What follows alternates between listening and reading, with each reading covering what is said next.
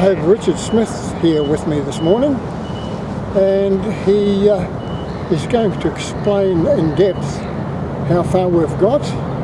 Very close to the big day, the big move.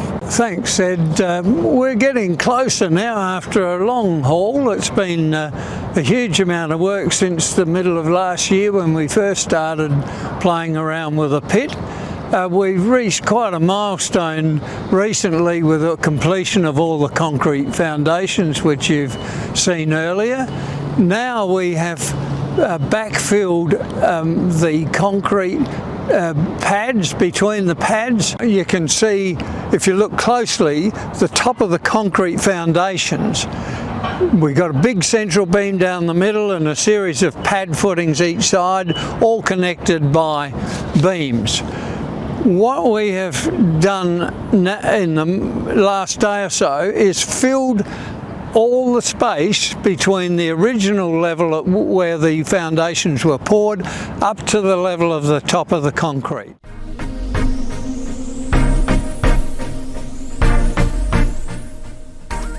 As you can see now, we have the ship raised on its cradle above the newly poured concrete surface for the SPMTs to travel across the deck. So the ship will be sit in its position there. The SPMTs will drive under the full length of the cradle. We will then move the ship on the trailers up towards the end of the barge, and you can see where the ramps or drawbridges, if you like to call them that, are setting up there.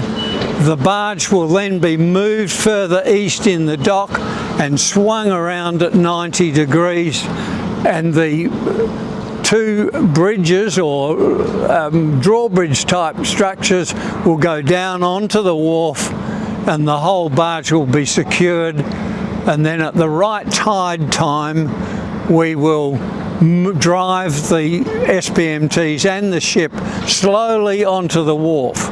It will be slow because the barge must be ballasted by moving water in the tanks in the barge.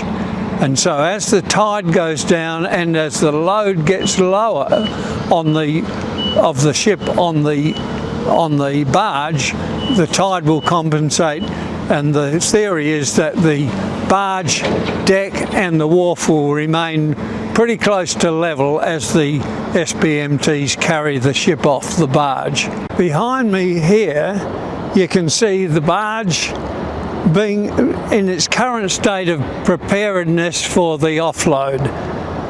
We have specially built some fender structures, so with the big rubber tyres either side, and they will come and bear against the wharf to keep the barge at exactly the right position in relation to the wharf during the load off.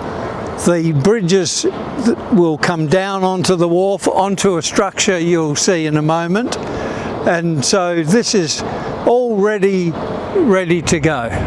Here we've got Lindsay applying a bit of extra stiffening to some frames that sit over the face of the wharf and provide a spacer for the fenders on the rubber-tied fenders on the barge to rest against.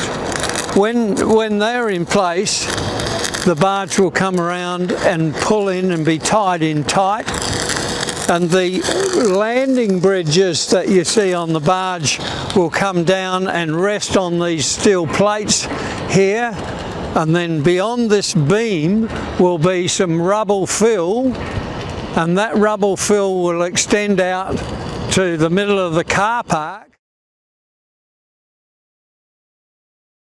So this is another day in the countdown to the offload on the 16th of June.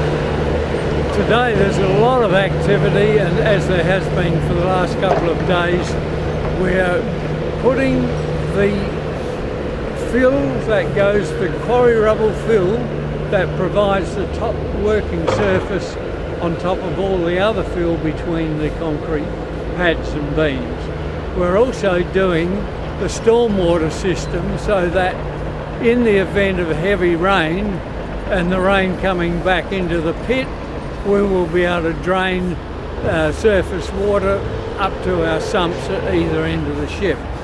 So if you're looking out at the site, you'll see a series of white pipes there running along the east side of the central beam.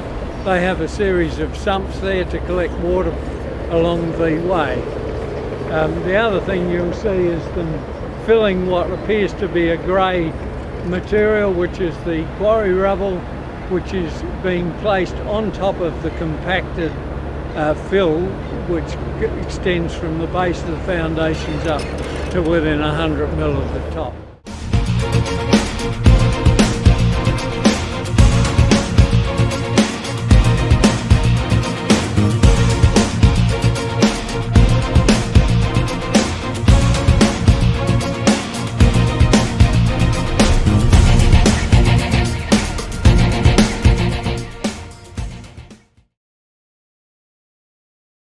Last weekend I had the pleasure of just driving past, seeing how the footing formwork was ready, and I noticed it would have probably been 60 or 70 people coming through and having a look through the boat. So once it takes its new home on these concrete footings here, fantastic. I'm very much looking forward to it. So thank you, Mark. I appreciate the opportunity. Thank you. Thank you. Yeah, thanks, Mark. So the Pickard Empire and the Hallett Concrete Empire is massive, big part of South Australia's history as well. And this is one of the great businessmen of South Australia.